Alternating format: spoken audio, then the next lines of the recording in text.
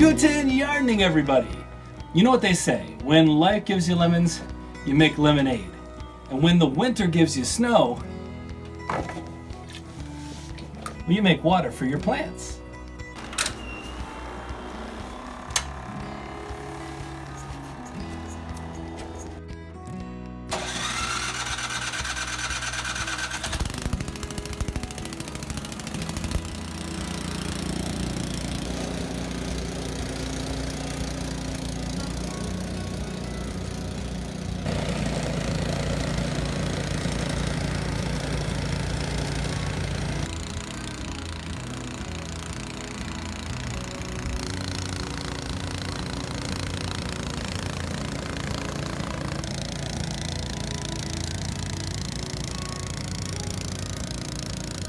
Well, this is probably about the best spot to see how much snow we got last night. It's about 5 inches, which isn't all that much, but whenever it's wet and heavy like it is here, best thing to do is to start up the snowblower. First time this year I've had to start it up. But I'm going to show you what we're going to do with some of this snow. But what's one thing that our plants absolutely love in the summertime? They love rainwater. Well, we're not getting any rain anytime soon, but we have an alternative to rainwater that's pretty simple, and it's all around us right now. I'm going to take this bucket, I'm going to collect some of this snow, and then we're going to turn this into water for our plants. A much better water than if we're just watering it from what we have inside. Let me show you how. Well, I've come out here to our backyard area because I'm not interested in collecting snow from out front. I already know that what the city puts on the roads and then what gets plowed up into that snow is not something that I want to try to water my plants with. But this is about as clean as it gets back here, protected from a lot of that. And I know this snow still has to fall through the same sky. I get that. So there's certainly particulates in here. Basically, you want to compact the snow as much as you can, because if we have about 18 to 20 inches worth of snow here, what we're looking at is about 1.5 to 2 inches of water when this melts down. So we're going to try to compact it as much as possible to collect as much water as possible in this container. We have quite a bit growing inside in our indoor setup. So I'm going to take this in, I'm going to collect a little bit more snow as well, but I'm going to take this inside for the next part, which of course is waiting, because we have to let this melt and then we have to let it get up to about room temperature.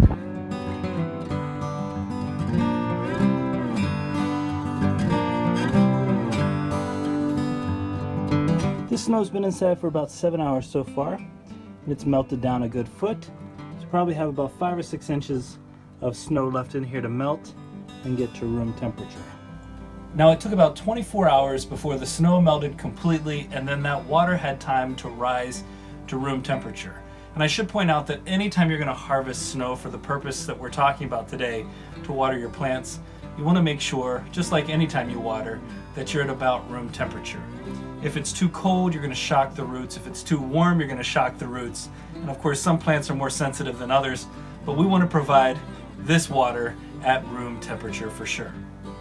I guess one of the questions you might ask yourself is, why on earth would I, when I have tap water readily available, go outside, collect this snow, let it melt, go through this whole process just to provide a little bit of snow water? Well, the answer to that question is the same reason why we collect rainwater. If you've ever gone out to your garden after really nice rain, you know how different the plants look. The benefits of this natural water, this water that's as close to rainwater as we can get in the wintertime, are well worth the little bit of effort it takes to collect it and the little bit of patience it takes to wait for the room temperature water to appear.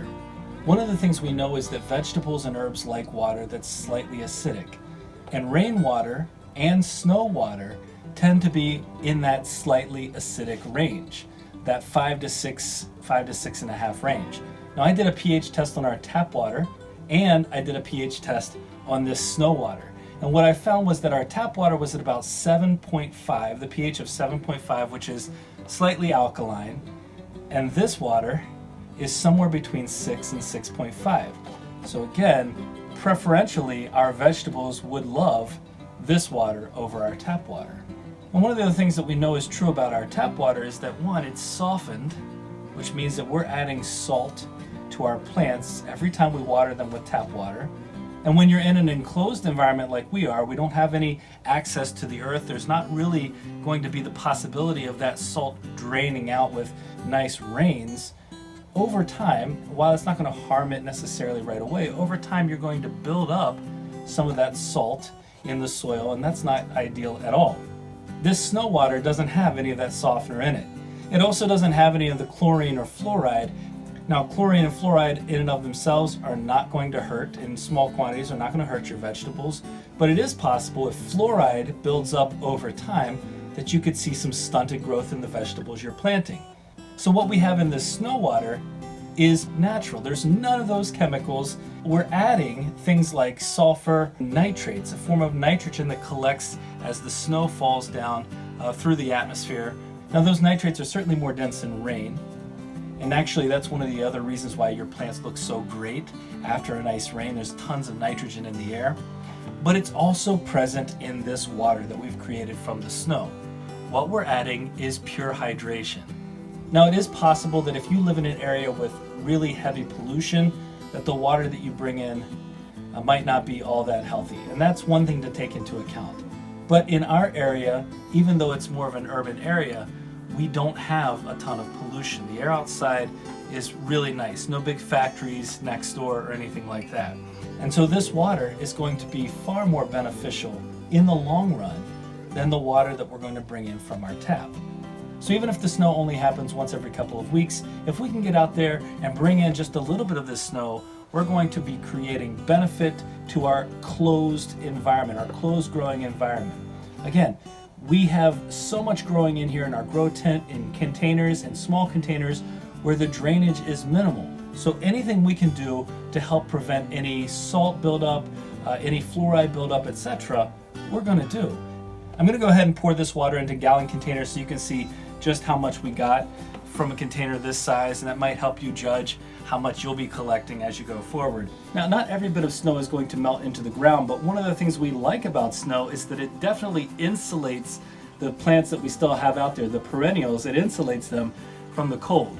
So we can't be all that upset with snow because it does serve a great purpose.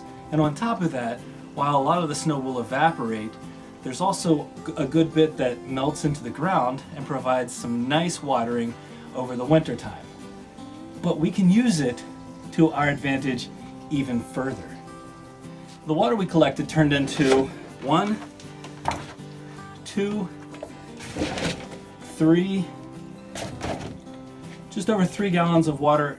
I didn't filter this water. I see a few particles in here, but I gathered it again from a place that was pristine. It hadn't been touched yet. So there wasn't much in here, that I'm worried about. Not a lot of foreign particles that I have to be worried about. In terms of storing this, well, it's not going to last that long because of how much we have growing.